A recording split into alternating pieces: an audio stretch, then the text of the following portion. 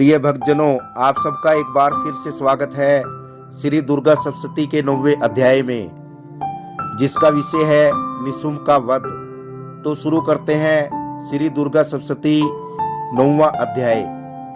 प्रिय भक्तजनों, राजा सूरत ने मेधा ऋषि से कहा, भगवान, आपने मुझे रक्तबीज के वध से संबंध रखने वाला देवी चरित्र का यह अद्भुत महात्म्य बतलाया। अब रक्तबीज के मारे जाने के कारण अत्यंत क्रोधित शुंभ और निशुम्भ ने जो कर्म किया उसको मैं सुनना चाहता हूँ। ऋषि मेधा बोले, राजन, संग्राम में रक्तबीज तथा अन्य दैत्यों के मारे जाने पर शुंभ और निशुम्भ के क्रोध का पारावार न रहा। अपनी विशाल सेना को इस प्रकार मारी जाती देख निशुम्भ क्रोध में भरकर देवी की ओर दौड़ा। उसके साथ असुरों की प्रधान सेना थी। उसके आगे पीछे तथा पार्श्व भाग में बड़े बड़े असुर थे, जो क्रोध से होठ चबाते हुए देवी को मार डालने के लिए आगे आए। महाबली शुंभ भी अपनी सेना के साथ मात्र गणों से युद्ध करता हुआ क्रोधवश चंडिका को मारने के लिए आ पहुंचा। तब देवी के साथ शुंभ और निशुम्भ का घोर संग्राम छिड़ गया। वे दोनों मेघों की भांति बाणों की भीषण वर्षा कर रहे थे। दोनों के चलाए हुए बाणों को चंडिका ने अपने बाणों से तुरंत काट डाला और शस्त्रों की वर्षा करके उन दैत्यपतियों के अंगों में भी चोट पहुंचाई। निशुम्भ ने तीक्ष्ण तलवार और चमकती हुई ढाल लेकर देवी की श्रेष्ठ सवारी सिंह के माथे पर प्रहार किया। अपने वाहन को चोट पहुंचने पर देवी ने श्रुप नामक बाण से निशुम्भ की उत्तम तलवार तुरंत काट डाली और उसकी ढाल को भी, जिसमें 8 चांद जड़े थे, टुकड़े टुकड़े कर दिया।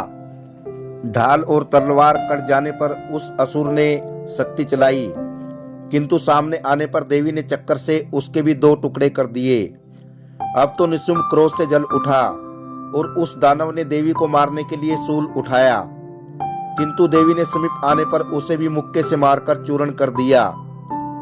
तब उसने गदा घुमाकर चंडी के ऊपर प्रहार किया, परंतु वह भी देवी के त्रिशूल से कटकर भस्म हो गई। तदंतर दैत्यराज निशुम्भ को फरसा हाथ में लेकर अपनी ओर आते देख देवी ने बाणों से आहत कर उसे धरती पर सुला दिया। उस भयंकर पराक्रमी भाई निशुम्भ के धराशायी हो जाने से शुंभ क्रोधित हुआ और अंबिका का वध करने के लिए आगे बढ़ा। अब शिवदूती ने दैत्यों के लिए अमंगलजनक अट्टहास किया। इस शब्दों को सुनकर समस्त असुर थर्रा उठे, किंतु शुंभ को बड़ा क्रोध हुआ। उस समय देवी ने जब शुंभ को लक्ष्य करके ओ दुरात्मन खड़ा रह कहा, तभी आकाश से खड़े हुए देवता बोल उठे, जय हो, जय हो। शुंभ ने वहां आकर ज्वालाओं से युक्त अत्यंत भयानक शक्ति चलाई।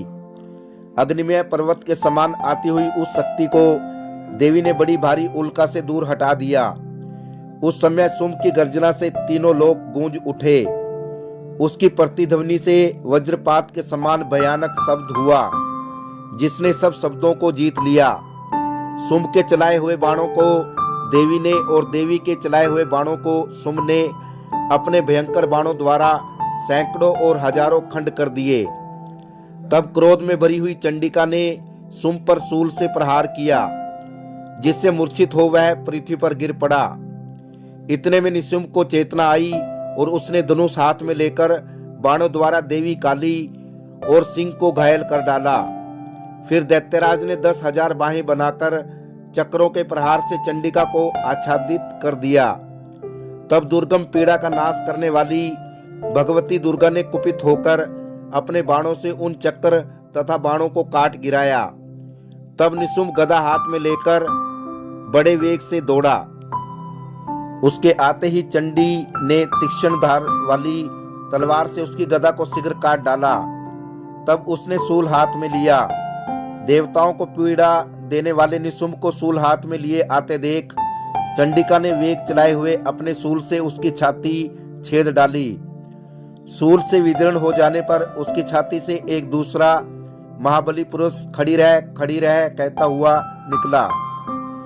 उस निकलते हुए पुरुष की बात सुनकर देवी अट्टहास कर हंस पड़ी और खड्ग से देवी ने उसका मस्तक काट डाला। फिर तो वह पृथ्वी पर गिर पड़ा। तत्पश्चात सिंह अपनी दाढ़ों से असुरों की गर्दनें कुचलकर खाने लगा। यह बड़ा भीषण दृश्य था। उधर काली तथा शिवदूती ने भी अन्यायी दैत्यों का भक्षण करना आरंभ किया। कुछ असुर नष्ट हो गए, कुछ उस महायुद्ध से भाग गए तथा कितने ही काली, शिवदूती तथा सिंह के ग्रास बन गए। प्रिय भक्तजनों, इति निशुंभ वध नामक 9वां अध्याय समाप्त।